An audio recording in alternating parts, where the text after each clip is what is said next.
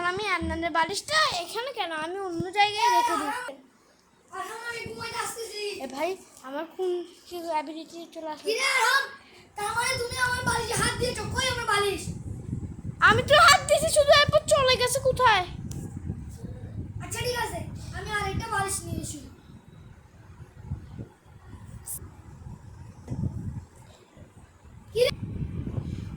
এ ভাই কি হইলো?